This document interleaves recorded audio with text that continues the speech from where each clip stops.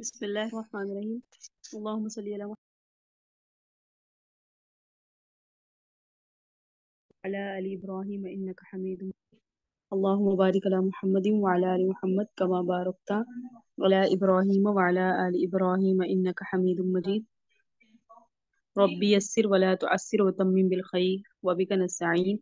يا فتاح يا فتاح يا فتاح رب اشرح لي صدري ويسر لي أمري واحلل عقدة من لساني يفقهوا قولي. बिस्मिल्लाहिर्रहमानिर्रहीम। मुझे बजरिया चैट बता दें कि मेरी आवाज़ ठीक आ रही है सब तमाम तालिबात तक।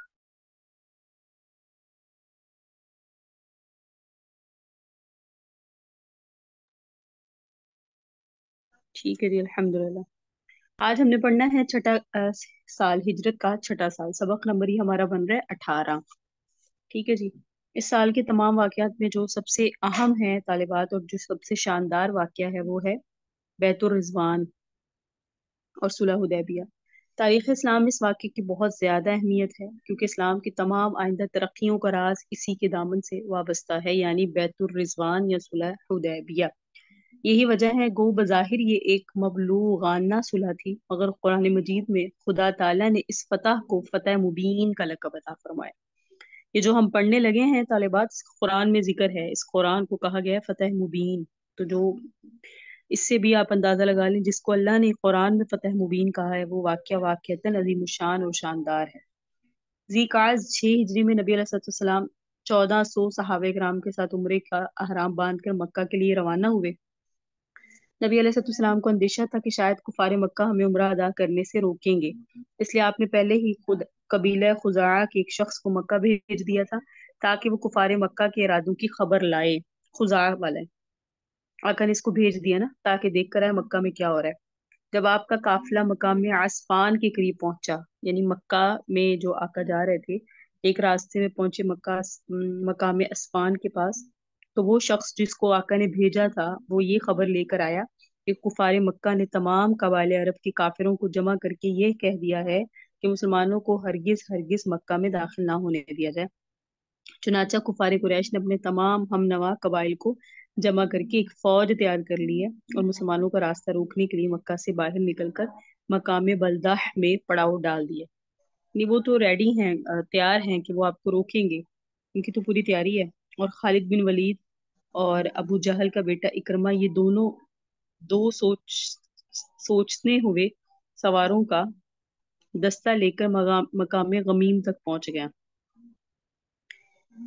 कि दो लोग तो मकाम गमीम में रास्ते में ही आ गए हैं कि आपको रास्ते में रोक दिया जाए, और कुछ लोग मक्का में तैयार हैं कि वो आपको नहीं आने देंगे।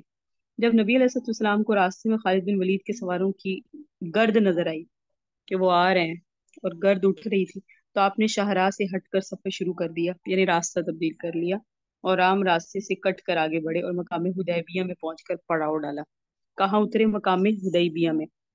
यहाँ पानी की यहाँ पानी की कमी थी, एक ही कुआं था और वो चंद घंटों ही में खुश्क हो गया। नहीं, कुछ वक्त ही गुजरा, उससे पानी निकाला, वो खुश्क, वो खत्म। जब सहाबा कराम प्यास से बेताब होने लगे तो नबी अलैहिस्सलाम ने एक बड़े प्याले में अपना मुबारक हाथ डाला और आका की मुकद्दस उंगलियों से पानी का चश्मा जारी हुआ सुलह हुदैबिया के मौका पर। फिर आपने खुश्क कुओं में अपने वुजू का पानी डाला और अपना एक तीर डाल दिया खुश्क कुएं में। तो कुएं में इस कदर पानी उबल पड़ा कि पूरा लश्कर और तमाम जानवर इस कुएं से कई दिनों तक सैराब होते रहे और पीते रहे। यानी ये तो ये मौका ऐसा था सुलह हुदैबिया के जिसमें आका के मोजज़ात भी इस तरह जाहिर हुए। हुदैबिया में सबसे पहला शख्स जो नबी अलैहिस्सलाम की खिदमत में हाजिर हुआ वो बुदैल बिन वरक़ा खुज़ाई था। इसका कबीला अगरचे अभी तक मुसलमान नहीं हुआ था, मगर ये लोग नबी अलैहिस्सलाम के हलीफ और इंतहाई मुखलिस और खैर खा थे। बुदैल ने आका को खबर दी कि कुफार कुरैश ने कसीर तादाद में फौज जमा कर ली है और फौज के साथ राशन के लिए दूध वाली ऊँटनियां भी हैं। ये लोग आपसे जंग करने आ रहे हैं और आपको खाना काबा नहीं पहुंचने देंगे। नबी अलैहिस्सलाम ने फरमाया कि तुम कुरैश को मेरा ये पैगाम दे दो कि हम जंग करने के इरादे से आ ही नहीं रहे और ना हम जंग चाहते हैं, हम यहाँ सिर्फ उम्रा करने की गर्ज से आए हैं। मुसलसल लड़ाइयों से कुरैशियों को बहुत काफी जानी और माली नुकसान पहुंच चुका था, लिहाजा उनके हक में भी यही बेहतर है कि वो जंग ना लड़े, याका ने कहा। बल्कि मुझसे एक मुद्दत मुअय्यना तक वो सुलह कर लें और मुझको अहले अरब के हाथ में छोड़ दें। यानी सुलह कर लें कि लड़ाई नहीं होगी। अगर कुरैश मेरी बात मान लेंगे तो बेहतर है, और अगर इन्होंने मुझसे जंग की तो मुझे ज़ात की कसम जिसके कब्जा कुदरत में मेरी जान है, मैं उनसे उस वक्त तक लड़ूंगा जबकि मेरी गर्दन मेरे बदन से अलग हो जाए। अच्छा जी, समझ आ गई। बुदैद में वरका वरका आपका ये पैगाम लेकर कुफारे कुरैश के पास गया और कहा कि मैं मोहम्मद का एक पैगाम लेकर आया हूँ। अगर तुम लोगों की मर्जी हो तो मैं इसका इसका पैगाम तुम लोगों को सुनाऊं। कुफारे कुरैश की शरारत पसंद लौंडे, जिनका जोश इनके होश पर गालिब था, शोर मचाने लगे कि नहीं, हरगिज नहीं, हमें उसका पैगाम सुनने की जरूरत नहीं है। लेकिन कुफारे कुरैश की कुछ संजीदा और समझदार लोगों ने पैगाम सुनने की इजाजत दे दी, और बुदैल बिन वर्का ने नबी अलैहिस्सलाम की दावत सुलह को इन लोगों के सामने पेश कर दिया कि वो आपसे सुलह करना चाहते हैं। ये सुन के कबीला कुरैश का एक बहुत ही मुअम्मर, बड़ी उम्र का और मुअज्जज सरदार, जिसका नाम था उर्वा बिन मसऊद सखफी, वो खड़ा हो गया। उसने कहा, है कुरैश, क्या मैं तुम्हारा बाप नहीं? सबने कहा, क्यों नहीं, बड़ी उम्र के हैं, बड़े बाप जैसे होते हैं। उसने कहा, क्या तुम लोग मेरे बच्चे नहीं? सबने कहा, क्यों नहीं, ऐसा है? फिर उसने कहा, मेरे बारे में तुम लोगों को कोई बदगुमानी तो नहीं? उन्होंने कहा, बिल्कुल नहीं। इसके बाद ये सारी बात करके उर्वा बिन मसूद ने कहा कि मोहम्मद ने बहुत ही समझदारी और भलाई की बात पेश की है, लिहाजा तुम लोग मुझे इजाजत दो कि मैं इनसे मिलकर मामला तय कर लूं। तुम मुझे बड़ा भी समझते हो, अपने आप को मुझसे छोटा भी समझते हो, तो उनकी बात में मुझे तो वजन नजर आ रहा है, लिहाजा तुम मुझे इजाजत दो, मैं जाता हूँ और उनसे मामलात कर लेता हूँ, तो हमसे सुलह करने को तैयार है। सबने इजाजत दे दी कि बहुत अच्छा, आप जाइए। अब जनाब उर्वा बिन मसऊद चलकर हुदैबिया के मैदान में पहुंचा और हजूर को मुखातब करके कहा कि बुदैल बिन वर्का की जुबानी आपका पैगाम हमें मिला है। ए मोहम्मद, मुझे आपसे ये कहना है कि अगर आपने लड़कर कुरैश को बर्बाद करके दुनिया से नीस्त नाबूद कर दिया तो मुझे बताइए,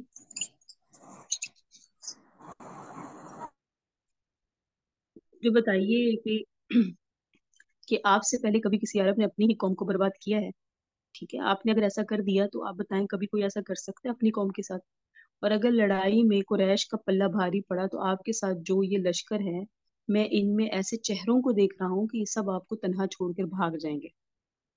उर्वा बिन मसूद का ये जुमला सुन के हजरत अबू बकर सिद्दीक को जबर और सब्र ज़ब्त की ताब न रही।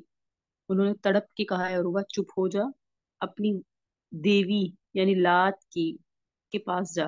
क्या हम भला अल्लाह के रसूल को छोड़कर भाग जाएंगे? यानी तुम हमारी तरफ से इन्हें बदगुमान कर रहे हो, ऐसा हो नहीं सकता। उर्वा बिन मसूद ने ताज्जुब से कहा, ये कौन शख्स है? लोगों ने कहा, ये अबू बकर हैं। उर्वा बिन मसूद ने कहा, मुझे इस जात की कसम जिसके कब्जा में मेरी जान है, ए अबू बकर, अगर तेरा एक एहसान मुझ पर ना होता जिसका बदला मैं अब तक आप तुझे ना दे सका, तो मैं तेरी इस तल्ख बात का तुझे जवाब जरूर देता।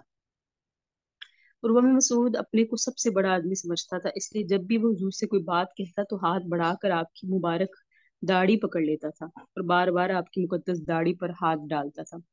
जब हज़रत मुगीरा बिन शुअबा रजी अल्लाह तआला अन्हु, जो नंगी तलवार लेकर आका के पीछे खड़े थे, वो उर्वा बिन मसूद की इस जुर्रत और हरकत को बर्दाश्त ना कर सके, तो उर्वा बिन मसूद जब रीश मुबारक की तरफ हाथ बढ़ाता तो वो तलवार का कब्जा इसके हाथ पर मार कर इससे कहते, रीश मुबारक से अपना हाथ हटा। उर्वा बिन मसूद ने अपना सर उठाया और पूछा, ये कौन लोग हैं? ये कौन आदमी है? लोगों ने कहा, ये मुगीरा बिन शोबा है। तो उर्वा बिन मसूद ने डांट कर कहा, ए दगाबाज, क्या मैं तेरी अहद शिकनी को संभालने की कोशिश नहीं कर रहा? क्या हुआ था कि हज़रत मुगीरा बिन शोबा ने चंद आदमी को कत्ल कर दिया था जिनका खून बहा और उर्वा बिन मसूद अपने पास से अदा किया करता था। ये उसी तरफ इशारा था कि मैं तुम्हारा मामला संभालता हूँ, तुम आज मुझे मेरे सामने खड़े हो। इसके बाद उर्वा बिन मसूद सहाबा को देखने लगा और पूरी लश्करगाह को देख भाल कर वहां से रवाना हो गया। उर्वा बिन मसूद ने हुदैबिया के मैदान में सहाबा कराम की हैरत अंगेज और ताज्जुब खेज अकीदत और मोहब्बत का जो मंजर देखा था, उसने उस मंजर ने उसके दिल पर बड़ा अजीब असर डाला। चुनाचा उसने कुरैश के लश्कर में पहुंचकर अपना तासुर इन लफ्जों में बयान किया। क्या कहा, सुनने के लायक है। उसने कहा, ए मेरी कौम, खुदा की कसम, जब मोहम्मद अपना खंखार थूकते हैं तो वो किसी न किसी सहाबी की हथेली में पड़ता है। यानी वो बलगम जो हम फेंक देते हैं, सहाबा कराम से हथेलियों में लेते हैं, और वो फर्ते अकीदत से उस खंखार को अपने चेहरे और अपनी खाल पर मल लेते हैं। और अगर वो किसी बात का इन लोगों को हुक्म देते हैं तो सब के सब उनकी तामील के लिए झपट पड़ते हैं। जब वो वुजू करते हैं तो उनके सहाबा इनके वुजू का धोवन को इस तरह ان کے وضو کے دھومن پر اس طرح ٹوٹتے ہیں کہ گویا ان میں تلوار چل پڑے، یعنی اتنی عقیدت رکھتے ہیں ہمیں یہ وضو کا پانی گرا ہوا ملے، گرنے ہی نہیں دیتے بچا ہوا پانی وضو کا جو ہمارے جسم سے لگ کر بہہ جاتا ہے نا۔ صحابہ کرام اپنے نبی کا وہ دھومن بھی اپنے لیے آب زر سمجھتے ہیں، اور جب کوئی گفتگو کرتے ہیں وہ آقا تو تمام اصحاب خاموش ہو جاتے ہیں، اور جب محمد ان کے ساتھیوں کے دل میں، یعنی فرمایا کہ ان کے ساتھیوں کے دل میں ان کی اتنی زبردست عظمت ہے کہ کوئی شخص ان کی طرف نظر بھر کے دیکھتا بھی نہیں ہے۔ اے میری قوم، خدا کی قسم میں نے بہت سے بادشاہوں کا دربار دیکھا ہے، میں قیصر و کسریٰ اور نجاشی کے درباروں میں بھی بار گیا ہوں، مگر خدا کی قسم میں نے کسی بادشاہ کے درباریوں کو اپنے بادشاہ کی اتنی تعظیم کرتے نہیں دیکھا جتنی تعظیم محمد صلی اللہ علیہ وآلہ وسلم کے ساتھی محمد صلی اللہ علیہ وسلم کی کیا کرتے ہیں۔ عروہ بن مسعود کی یہ گفتگو سن کے قبیلہ بنی کنانہ کے ایک شخص نے جس کا نام حلیس تھا کہا، تم لوگ مجھے اجازت دو میں ان کے پاس جاؤں۔ قریش نے کہا، ضرور جائیے۔ چنانچہ یہ شخص جب بارگاہ رسالت کے قریب پہنچا، حلیس کون سے قبیلے گئے؟ فیملیز کی کیا؟ کنانہ۔ جب بارگاہ رسالت کے قریب پہنچا تو آپ علیہ السلام نے صحابہ سے فرمایا، یہ فلاں شخص ہے اور یہ فلاں قوم سے تعلق رکھتا ہے جو قربانی کے جانوروں کی تعظیم کرتے ہیں، لہٰذا تم لوگ قربانی کے جانوروں کو اس کے سامنے کر دو اور سب لوگ لبیک پڑھنا شروع کر دینا۔ یعنی یہ جو آر ہے نا، اس کے اندر ایک خصلت ہے کہ قربانی کے جانوروں کا بڑا اکرام کرتے ہیں، اور ہم بھی عمرے کے لیے جا رہے ہیں تو قربانی کے جانور سامنے کر دو، اور جب یہ آئے تو لبیک پڑھنا۔ اس شخص نے جب قربانی کے جانوروں کو دیکھا اور حرام کی حالت میں صحابہ کو لبیک پڑھتے ہوئے سنا تو کہا، سبحان اللہ، بھلا ان لوگوں کو کس طرح مناسب ہے کہ بیت اللہ سے روک دیا جائے۔ وہ فوراً ہی پلٹ کے کفار قریش کے پاس پہنچا اور کہا، میں اپنی آنکھوں سے دیکھ کر آ رہا ہوں کہ قربانی کے جانور ان لوگوں کے ساتھ ہیں اور سب احرام کی حالت میں ہے، لہٰذا میں کبھی بھی یہ رائے نہیں دیتا کہ ان لوگوں کو خانہ کعبہ سے روکا جائے، بلکہ ان کو جانے دو۔ اس کے بعد ایک شخص کفار قریش کے لشکر سے کھڑا ہوگا جس کا نام تھا مقرز بن حفص۔ اس نے کہا، مجھ کو تم لوگ وہاں جانے دو۔ قریش نے کہا، تم بھی جاؤ۔ چنانچہ یہ چلا۔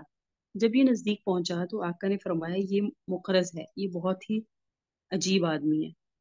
اس نے آپ سے گفتگو شروع کی، ابھی اس کی بات بھی پوری نہ ہوئی تھی کہ ناگہاں سہیل بن عمر آ گیا۔ اس کو دیکھ کر آپ نے نیک خالی کے طور پہ فرمایا، سہیل آ گیا، لو اب تمہارا معاملہ سہل ہو گیا، آسان ہو گیا۔ سہیل آسان سے ہے نا، اس کا مطلب آسان ہوتا ہے، یعنی ابھی مکرس سے بات ہو ہی رہی تھی نبی علیہ السلام کی کہ حضرت یہ سہیل بن عمر آ گیا۔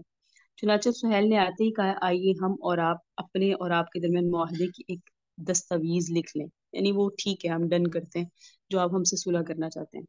آقا نے اس کو منظور فرما لیا اور حضرت علی کو دستاویز لکھنے کے لیے طلب کیا کہ حضرت علی آئیں اور یہ سٹیٹمنٹ لکھیں کہ اب جنگ نہیں ہے، اتنے عرصے تک نہیں ہے۔ سہیل بن عمر اور آقا کے درمیان دیر تک صلح کی شرائط، کیا کنڈیشنز ہیں، وہ سب شرائط پر گفتگو ہوتی رہی، اور بالآخر جو شرائط ہوئی اس پر اتفاق ہو گیا۔ آقا نے حضرت علی سے فرمایا، لکھو بسم اللہ الرحمن الرحیم۔ سہیل بن عمر نے کہا، ہم رحمان کو نہیں جانتے، یہ کیا ہے؟ آپ بسمک اللہ لکھوائے، اللہ کے نام کے ساتھ۔ یہ رحمان اور رحیم کیا ہے؟ جو ہمارا اور آپ کا پرانا دستور ہے کہ ہم بسمک اللہ لکھواتے ہیں، آپ بھی بسمک اللہ لکھوائیں۔ مسلمانوں نے کہا، ہم بسم اللہ الرحمن الرحیم کے سوا کوئی دوسرا لفظ نہیں لکھیں گے۔ اب لکھنے والے حضرت علی تھے تو آقا نے سہیل کی بات مانی اور فرمایا، ہاں علی، بسمک اللہ ہی لکھ دیں۔ پھر آقا نے یہ عبارت لکھوائی، حاذا من قضاء علیہ محمد رسول اللہ، یعنی وہ شرائط ہے جن پر قریش کے ساتھ محمد صلی اللہ علیہ وسلم نے صلح کا فیصلہ کیا۔ جب یہ سٹیٹمنٹ، یہ لائن لکھوائی تو سہیل بڑھک گیا اور کہنے لگا، خدا کی قسم، اگر ہم جان لیتے کہ آپ اللہ کے رسول ہیں تو ہم آپ کو بیت اللہ سے روکتے ہی کیوں، نہ آپ سے جنگ کرتے۔ آپ محمد بن عبداللہ لکھیں، محمد رسول اللہ کیوں لکھ رہے ہیں، ہم تو آپ کو رسول مانتے نہیں۔ آقا نے فرمایا، خدا کی قسم میں محمد رسول اللہ بھی ہوں اور محمد بن عبداللہ بھی ہوں۔ یہ اور بات ہے کہ تم لوگ میری رسالت کو جھٹلاتے ہو۔ یہ کہہ کر آپ نے حضرت علی سے فرمایا، محمد رسول اللہ کو مٹا دو، محمد اللہ کے رسول ہیں، اس بات کو مٹا دو، اور محمد بن عبداللہ لکھ دو کہ محمد عبداللہ کے بیٹے ہیں۔ حضرت علی سے زیادہ کون مسلمان آپ کا فرما بردار ہو سکتا ہے، لیکن محبت کے عالم میں کبھی کبھی ایسا مقام بھی آتا ہے کہ سچے محب کو بھی اپنے محبوب کی فرما برداری سے محبت ہی کے جذبے میں انکار کرنا پڑتا ہے۔ حضرت علی نے عرض کیا، یا رسول اللہ، میں آپ کے نام کو تو کبھی ہرگز ہرگز نہیں مٹاؤں گا۔ آپ نے فرمایا، اچھا مجھے دکھاؤ میرا نام کہاں ہے، کیونکہ آقا امی تھے۔ حضرت علی نے اس جگہ پر انگلی رکھ دی، آپ نے وہاں سے رسول اللہ کا لفظ مٹا دیا۔ بہرحال صلح کی تحریر مکمل ہوئی۔ اس دستاویز میں یہ طے کر دیا گیا کہ فریقین کے درمیان 10 سال تک لڑائی بالکل نہیں ہوگی۔ صلح نامے کے باقی جو شرائط تھی وہ یہ تھی، وہ سنیے۔ مسلمان اس سال بغیر عمرہ ادا کیے چلے جائیں گے، 6 ہجری کی بات ہے نا۔ نمبر 2، آئندہ سال عمرہ کے لیے آئیں گے اور صرف 3 دن مکہ میں ٹھہر کر واپس چلے جائیں گے۔ نمبر 3، تلوار کے سوا کوئی دوسرا ہتھیار وہ ساتھ نہیں لائیں گے، تلوار بھی نیام کے اندر رکھ کر تھیلے وغیرہ میں بند ہوگی۔ مکہ میں جو مسلمان پہلے سے ہیں ان میں سے کسی کو اپنے ساتھ یہ نہیں لے جا سکتے، اور مسلمانوں میں سے اگر کوئی مکہ میں رہنا چاہے تو اس کو روک نہیں سکتے۔ کافروں یا مسلمانوں میں سے کوئی شخص اگر مدینہ چلا جائے تو واپس کر دیا جائے گا، لیکن اگر کوئی مسلمان مدینہ سے مکہ آ جائے تو واپس نہیں کیا جائے گا۔ دیکھیں ان کی اپنے متعلق طرفداری، کہہ رہے ہیں ہمارا کوئی بندہ چلا جائے گا تو واپس کر دیا جائے گا، آپ کا کوئی آئے گا تو بندہ واپس نہیں کریں گے۔ قبائل عرب کو اختیار ہوگا کہ فریقین میں سے جس کے ساتھ چاہیں دوستی کر لیں، اور یہ جو انہوں نے شرطیں لگائیں مسلمانوں کے سخت خلاف تھی، اور صحابہ کو اس پہ بڑی زبردست ناگواری ہو رہی تھی، مگر وہ فرمان رسالت کے خلاف دم مارنے سے مجبور تھے کہ اب کیا کر سکتے ہیں۔ یہ عجیب اتفاق ہے، معاہدہ لکھا جا چکا تھا لیکن ابھی اس پر فریقین کے دستخط سائن نہیں ہوئے تھے کہ اچانک اسی سہیل بن عمر کے صاحبزادے حضرت ابو جندل رضی اللہ تعالیٰ عنہ جو ہیں وہ اپنی بیڑیاں گھسیٹتے ہوئے گرتے پڑتے حدیبیہ میں مسلمانوں کے درمیان آ پہنچے۔ اب یہ معاہدہ ہو رہا ہے، یہ سارا معاملہ ہو رہا ہے، اور اسی میں سہیل بن عمر کا بیٹا آیا، بیڑیوں میں جکڑا ہوا تھا حضرت ابو جندل رضی اللہ تعالیٰ عنہ، اور سہیل بن عمر اپنے بیٹے کو دیکھ کر کہنے لگا، اے محمد، اس معاہدے کی دستاویز پر دستخط کرنے کے لیے میری پہلی شرط ہے کہ آپ ابو جندل کو میری طرف واپس لوٹائیے۔ آپ نے فرمایا ابھی تو اس معاہدے پر فریقین کے دستخط بھی نہیں ہوئے، یہ کیا بات، ہمارے اور تمہارے دستخط ہو جانے کے بعد یہ معاہدہ نافذ ہوگا نا؟ یہ سن کر، کیونکہ یہ مسلمان ہو کر آئے تھے تو انہوں نے کہا تھا ہمارا کوئی مسلمان ہو کے تمہارے پاس آئے گا وہ ہمیں لٹا دو گے۔ تو یہ سن کر سہیل بن عمر کہنے لگا پھر جائیے، ہم معاہدہ نہیں کرتے، کوئی صلح نہیں۔ آپ نے فرمایا اچھا اے سہیل، تم اپنی طرف سے اجازت دے دو کہ میں ابو جندل کو اپنے پاس رکھ لوں۔ اس نے کہا میں ہرگز کبھی اس کی اجازت نہیں دے سکتا۔ حضرت ابو جندل نے جب دیکھا کہ میں پھر مکہ لٹا دیا جاؤں گا تو انہوں نے مسلمانوں سے فریاد کی اور کہا، اے جماعت مسلمین، دیکھو میں مشرکین کی طرف لٹایا جا رہا ہوں، حالانکہ میں مسلمان ہوں، اور تم مسلمانوں کے پاس آ گیا ہوں کہ کفار کی مار سے ان کے بدن پر، جو حضرت ابو جندل ہے نا، کفار کی مار سے ان کے بدن پر چوٹوں کے جو نشانات تھے، انہوں نے نشانات کو دکھا دکھا کر مسلمانوں کو جوش دلایا، مجھے واپس مت کرو، واپس مت کرو۔ لیکن معاملہ یہ تھا کہ معاہدہ ہو چکا تھا۔ حضرت عمر پر حضرت ابو جندل کی تقریر سن کر ایمانی جذبہ سوار ہو گیا، اور وہ دندناتے ہوئے بارگاہ رسالت صلی اللہ علیہ وسلم میں پہنچے، عرض کیا، کیا آپ سچ مچ اللہ کے رسول نہیں ہیں؟ آقا نے ارشاد فرمایا کیوں نہیں؟ انہوں نے کہا کیا ہم حق پر اور ہمارے دشمن باطل پر نہیں ہیں؟ ارشاد نبوی ہوا کیوں نہیں؟ پھر انہوں نے کہا تو پھر ہمارے دین میں ہم ہی کو ذلت کیوں دیکھی جا رہی ہے، اٹھانی پڑ رہی ہے، ہمیں ہی یہ ذلت کیوں دیکھنی پڑ رہی ہے یا اٹھانی پڑ رہی ہے؟ ہم تو حق پر آ کر فرمایا عمر میں اللہ کا رسول ہوں، میں اس کی نافرمانی نہیں کرتا، وہ میرا مددگار ہے۔ پھر حضرت عمر نے عرض کیا یا رسول اللہ، کیا آپ ہم سے یہ وعدہ نہیں فرماتے کہ ہم عنقریب بیت اللہ میں آ کر طواف کریں گے؟ آپ نے ہمیں یہ فتح مبین سنائی تھی، آپ نے خوشخبری سنائی تھی، تو آقا نے فرمایا میں نے تمہیں یہ خبر تو دی تھی کہ ہم اسی سال بیت اللہ میں داخل ہوں گے، یعنی میں نے یہ خبر دی تھی کہ اسی سال ہمیں فتح ہوگی، میں نے یہ تو کہا تھا کہ فتح ہوگی، مکہ ہمارے پاس لوٹایا جائے گا، ہم اس پر دوبارہ قابض ہوں گے، قابض لفظ مناسب نہیں، یعنی ہمیں فتح ہوگی، میں نے تو یہ کہا تھا، یہ نہیں کہا تھا کہ اسی سال یعنی 6 ہجری میں ہوگی، کیا میں نے یہ کہا تھا؟ حضرت عمر نے کہا نہیں۔ تو آقا نے فرمایا میں پھر کہتا ہوں کہ تم یقیناً کعبہ میں پہنچو گے، اس کا طواف بھی کرو۔ دربار رسالت سے اٹھ کے حضرت عمر حضرت ابوبکر صدیق کے پاس ہے، اور وہی گفتگو کی جو بارگاہ رسالت میں عرض کر چکے تھے۔ حضرت ابو بکر نے فرمایا عمر وہ خدا کے رسول ہے، جو کچھ کرتے ہیں اللہ ہی کے حکم سے کرتے ہیں اور کبھی خدا کی نافرمانی نہیں کرتے، خدا ان کا مددگار ہے، خدا کی قسم یقین وہ حق پر ہے، لہٰذا تم ان کے رکاب تھامے رہو۔ بہرحال یہ بڑے سخت امتحان اور آزمائش کا وقت تھا۔ ایک طرف حضرت جندل گڑ گڑا کے مسلمانوں سے فریاد کر رہے تھے، اور مسلمان اس قدر جوش میں بھرا ہوا ہے کہ اگر رسول اللہ کا عدم مانے نہ ہوتا تو مسلمانوں کی تلواریں نیام سے باہر نکل پڑتی اور ابو جندل کو روک لیا جاتا، اور ان کو لے جا رہے تھے زبردستی، ان سے جنگ ہوتی، لیکن دوسری طرف معاہدے پہ دستخط ہو چکے تھے، اپنے وعدے کو توڑ نہیں سکتے تھے۔ حضور انور نے موقع کی نزاکت کا خیال فرماتے ہوئے حضرت ابو جندل سے فرمایا تم صبر کرو، ان قریب اللہ تعالیٰ تمہارے لیے دوسرے مظلوموں کے لیے ہی راستہ نکالے گا۔ یہ بہت سارے ابھی ایسے بھی ہیں جو مکہ میں ہیں اور مسلمان ہیں اور سچے مسلمان ہیں، لیکن یہ لوگ انہیں آنے نہیں دے رہے۔ تو اللہ راستہ نکالے گا، ہم صلح کا معاہدہ کر چکے ہیں، اب ہم ان لوگوں سے بد عہدی نہیں کر سکتے۔ غرض حضرت ابو جندل کو اسی طرح زنجیروں کے اندر ڈال کر پھر مکہ واپس جانا پڑا۔ جب صلح نامہ مکمل ہو گیا تو آقا نے صحابہ کرام کو حکم دیا، اٹھو اور قربانی کرو، سر منڈوا کر احرام کھول دو۔ یہ تو عمرے کے لیے آئے ہوئے تھے۔ مسلمانوں کو ناگواری ہوئی، غیظ و غضب کا یہ عالم تھا کہ فرمان نبی سن کر بھی ایک شخص بھی نہ اٹھا، مگر ادب کے خیال سے کوئی ایک لفظ بول بھی نہیں رہا تھا۔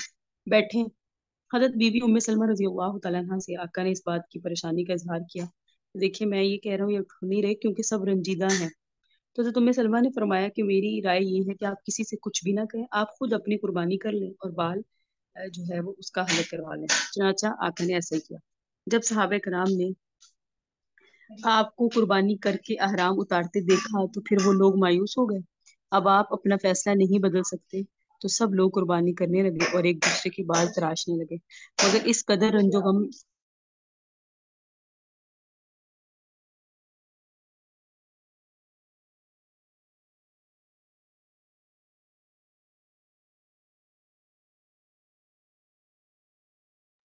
اس قدر رنج و غم سے بھرے ہوئے تھے کہ ایسا معلوم ہوتا تھا کہ ایک دوسرے کو قتل کر دیں گے۔ اس کے بعد آقا نے اپنے صحابہ کے ساتھ مدینہ منورہ کے لیے آقا روانہ ہو گئے، یعنی واپس چلے گئے۔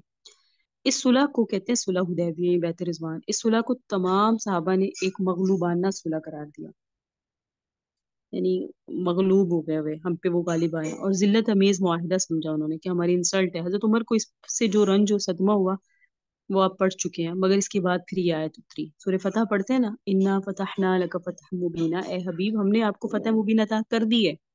خداوند قدوس نے صلح کو فتح مبین بتایا، اور حضرت عمر نے عرض کیا یا رسول اللہ کیا یہ فتح ہے؟ آپ نے ارشاد فرمایا ہاں یہ فتح ہے۔ وہ اس وقت اس صلح نامہ کے بارے میں صحابہ کے خیالات اچھے نہیں تھے، مگر اس کے بعد کے واقعات نے بتا دیا کہ در حقیقت یہی صلح تمام فتوحات کی کنجی ثابت ہوئی، اور سب نے مان لیا کہ واقع صلح حدیبیہ ایک ایسی فتح مبین تھی جو مکہ میں اشاعت اسلام بلکہ فتح مکہ کا سبب بن گئی۔ اب تک مسلمان اور کفار ایک دوسرے سے الگ تھلگ رہتے تھے، ایک دوسرے سے ملنے جلنے کا موقع ہی نہیں ملتا تھا، مگر اس صلح کی وجہ سے ایک دوسرے کے یہاں آمد و رفت آزادی کے ساتھ گفت و شنید اور تبادلہ خیالات کا راستہ کھل گیا۔ کفار مدینہ آتے اور مہینوں ٹھہر کے مسلمانوں کے کردار اور اعمال کا گہرا مطالعہ کرتے، اسلامی مسائل اور اسلام کی خوبیوں کا تذکرہ سنتے۔ جو مسلمان مکہ جاتے وہ اپنے چال چلن، عرفت، شعاری، عبادت گزاری سے کفار کے دلوں پر اسلام کی خوبیوں کا ایسا نقش بٹا دیتے کہ خود بخود کفار اسلام کی طرف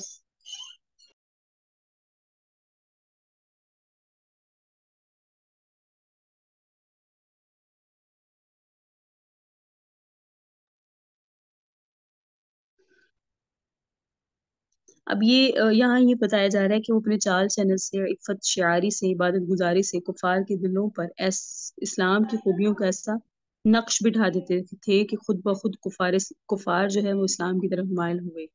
چنانچہ تاریخ گواہ ہے کہ صلح حدیبیہ سے فتح مکہ تک اس قدر کثیر تعداد میں لوگ مسلمان ہوئے کہ اتنے کبھی نہیں ہوئے۔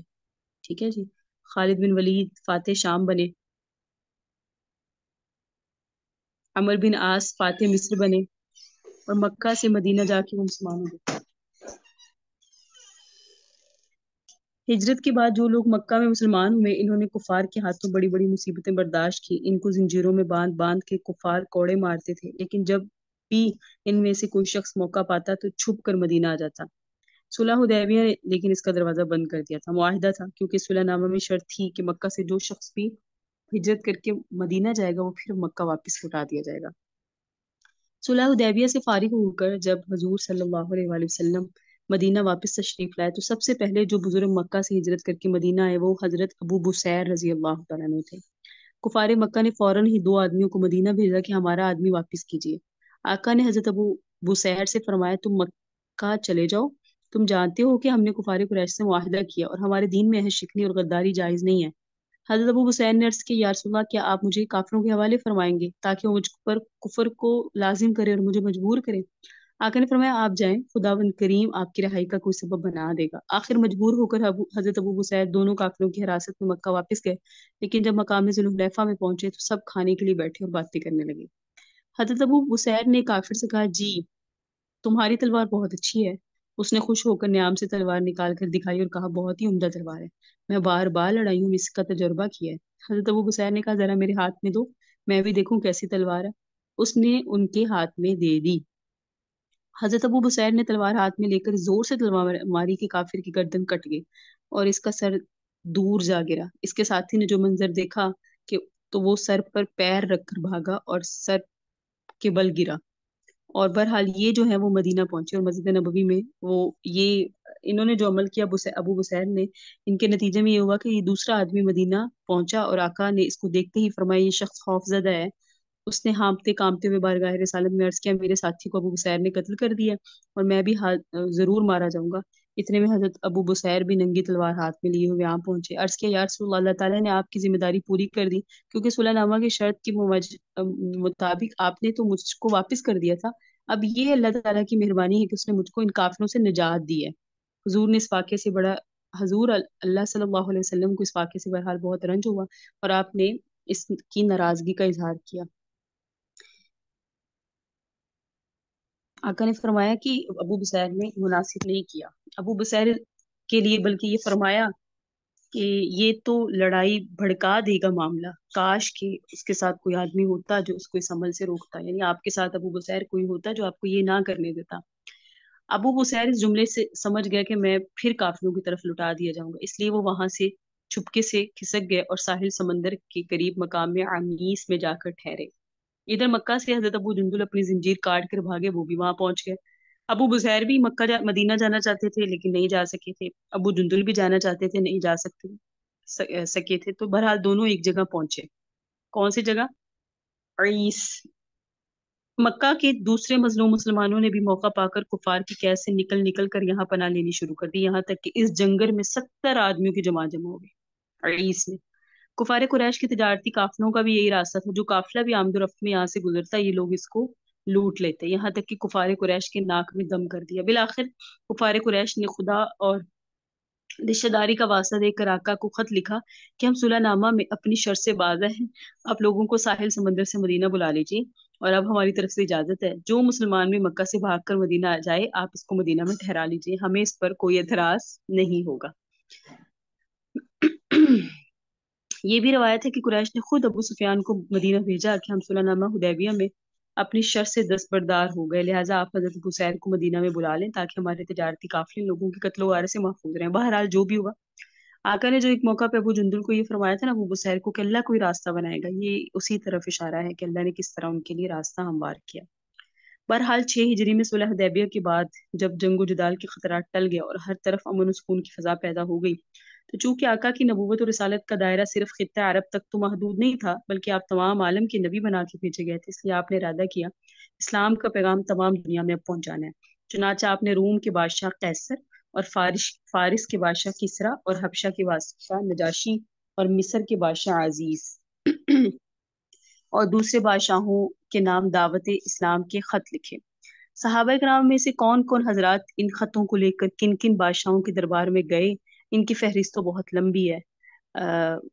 ڈاکٹر حمید اللہ غالباً ان کا نام ہے، ان کی آپ لوگوں نے پڑھا ہوگا، اب تو نہیں ہے، بہت معروف ہیں، ایم فل اسکالر، پھر پی ایچ ڈی کیا انہوں نے، پی ایچ ڈی میں ان کا حوالہ بڑا معتبر ہوتا ہے، انہوں نے پوری اس پہ خطوط اور پھر قاصدوں کو بھیجا گیا کتاب لکھی ہوئی ہے کہ جن قاصدوں کو بھجوایا جاتا تھا وہ کن کن بادشاہوں کے پاس جاتے تھے، مگر ایک ہی دن 6 خط آقا نے ایک وقت میں لکھوا کے بھیجے اور اپنی مہر لگائی، اور جن 6 قاصدوں کو ایک ہی وقت میں 6 ملکوں میں بھیجا ان میں حضرت دہیہ کلبی تھے، انہیں ہرکل کیسر روم کے پاس بھیجا، یعنی روم کے بادشاہ کے پاس، حضرت عبداللہ بن حذافہ انہیں خسرو پرویز شاہ ایران کے پاس بھیجا، یعنی ایران کے بادشاہ کے پاس، حضرت حاتب کو مصر کے بادشاہ کے پاس، حضرت عامر بن امیہ کو نجاشی یعنی حبشہ کے بادشاہ کے پاس، حضرت سلید بن عامر کو یمامہ کے بادشاہ کے پاس، حضرت شجاع بن وہب کو غسان کے بادشاہ کے پاس بھیجا۔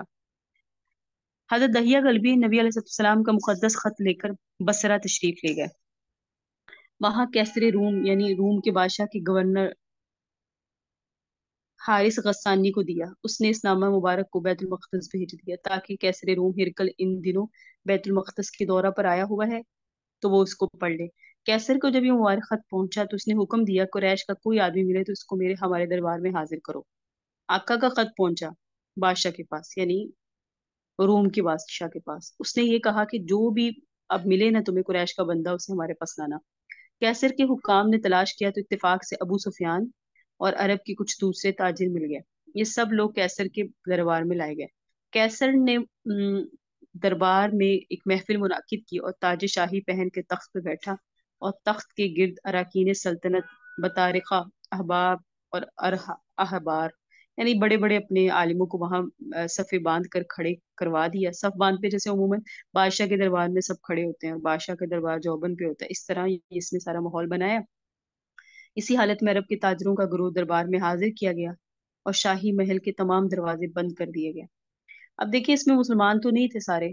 कैसर ने तर्जुमान को बुलाया, क्योंकि अरबी की गुफ्तगू थी, रोम की जुबान और थी। गुफ्तगू शुरू हुई। सबसे पहले कैसर ने सवाल किया, अरब में जिस शख्स ने नबूवत का दावा किया, तुम में से इसका सबसे करीबी रिश्तेदार कौन है? अबू सुफियान ने कहा, मैं। कैसर ने इनको सबसे आगे किया और दूसरे अरबों को इनके पीछे खड़ा किया और कहा, देखो, अगर अबू सुफियान कोई गलत बात कहे तो तुम लोग इसका झूठ जाहिर कर देना।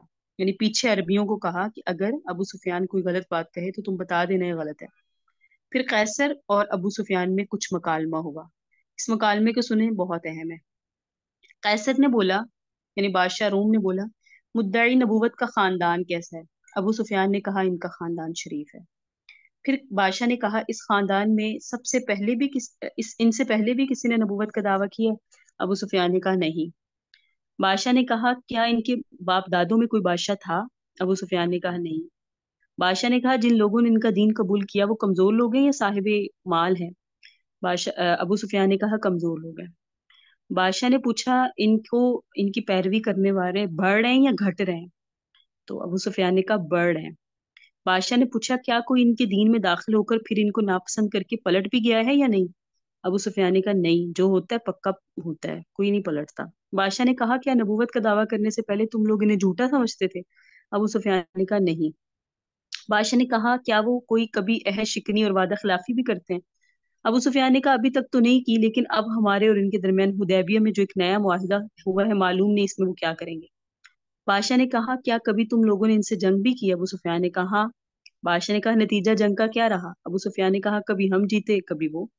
बादशाह ने कहा, वो तुम्हें किन बातों का हुक्म देते हैं? अबू सुफियान ने कहा, वो कहते हैं सिर्फ खुदा एक ही है, उसकी इबादत करो, किसी और को खुदा का शरीक ना ठहराओ, बुतों को छोड़ो, नमाज पढ़ो, सच बोलो, पाक दामनी इख्तियार करो, रिश्तेदारों के साथ नेक सलूक करो। इस सवाल और जवाब के बाद बादशाह ने कहा, तुमने इनको खानदानी शरीफ बताया, और तमाम पैगंबरों का यही हाल होता है कि वो हमेशा अच्छे खानदान ही में पैदा होते हैं। एक बात, तुमने कहा कि इनके खानदान में कभी किसी ने नबूवत का दावा नहीं किया। अगर ऐसा होता तो मैं कह देता ये शख्स औरों की तरह नकल उतार है, जबकि इसके खानदान में तो किसी ने नबूवत का दावा नहीं किया। तुमने इकरार किया कि इनके खानदान में कभी कोई बादशाह नहीं हुआ। अगर ये बात होती तो मैं समझ लेता, यानी अगर उसके खानदान में कोई बादशाह होता तो मैं समझ लेता ये शख्स अपने आबा और अजदाद की बादशाही तलब कर रहा है। ऐसा भी नहीं है। तुम मानते हो कि नबूवत का दावा करने से पहले वो कभी झूठ नहीं बोलता था, तो जो शख्स इंसानों से झूठ नहीं बोलता, भला वो खुदा पर क्यों झूठ बांधेगा? तुम कहती हो कमजोर लोगों ने इनके दीन को कबूल किया, तो सुन लो, हमेशा इब्तिदा में पैगंबरों की पैरवी करने वाले मुफलिस और कमजोर लोग ही होते हैं। तुमने तस्लीम किया है कि इनकी पैरवी करने वाले बढ़ते जा रहे हैं, तो ईमान का मामला हमेशा ऐसा ही रहा है, उसके मानने वालों की तादाद हमेशा बढ़ती है। तुमने ये तस्लीम किया कि कोई इनके दीन से फिर कर मुर्तद नहीं हुआ, यानी दीन में आकर फिरा नहीं। तो तुम्हें मालूम होना चाहिए कि ईमान की शान ऐसी होती है कि जब इसकी लज्जत किसी के दिल में घर कर लेती है तो फिर वो कभी निकल नहीं सकती। तुम्हें इसका एतराफ है कि इन्होंने कभी कोई गद्दारी और बदअहदी नहीं की, तो रसूलों का यही हाल होता है, वो कभी कोई दगा फरेब का काम नहीं करते। तुमने हमें बताया कि वो खुदाए वाहिद की इबादत, शिर्क से परहेज, बुत परस्ती से मुआनत, पाक दामनी, सिला रहमी का हुक्म देते हो। तो सुन लो, तुमने जो कुछ कहा अगर ये सही है तो वो अनकरीब इस जगह के भी मालिक हो जाएंगे। यानी मैं यहाँ रूम में बादशाह हूँ ना, ये इस जगह के मालिक होंगे जहाँ इस वक्त मेरे कदम है। और मैं जानता हूँ एक रसूल का ज़हूर होने वाला है, मगर मेरा ये गुमान नहीं कि वो रसूल तुम अरबों में से होगा। अगर मैं जान लेता कि मैं इनकी बारगाह में पहुंच सकूंगा तो मैं तकलीफ उठाकर वहां तक पहुंचता, और अगर मैं इनके पास होता तो मैं इनका पाँव धोता। कैसर ने अपनी इस तकरीर के बाद हुक्म दिया कि रसूलुल्लाह का खत पढ़ के सुनाया जाए।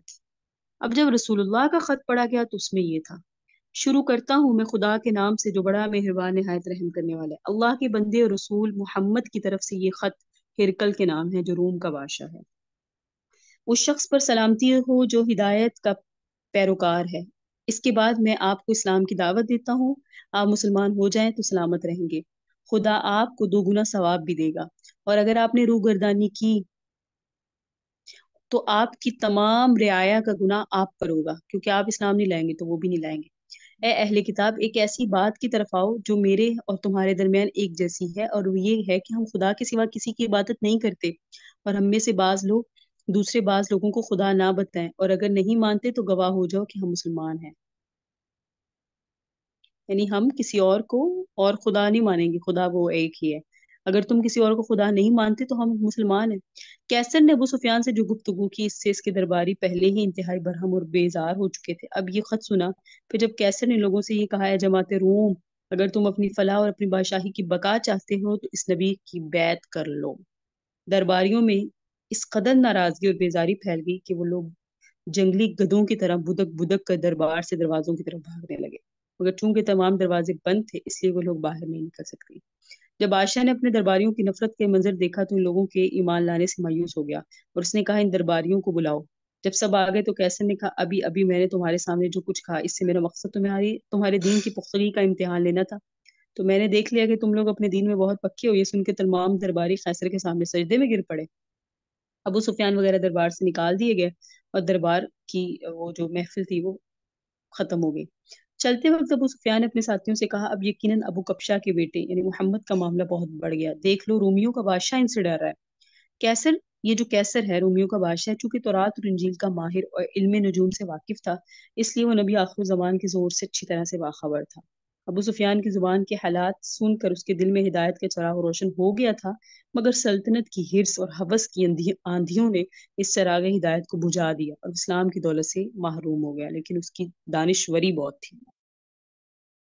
تو یہ جو 6 خط ہیں جو مختلف ملکوں میں گئے، روم میں، پھر یہ خسرو پرویز یعنی ایران کے بادشاہ کے پاس گئے، مصر میں، حبشہ میں، یمامہ میں، اور غسان میں۔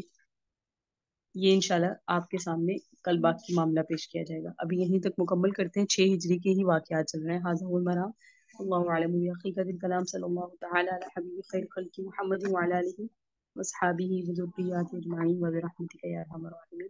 اللهم صل على سيدنا محمد وعلى ال سيدنا محمد وبارك وسلم وسلم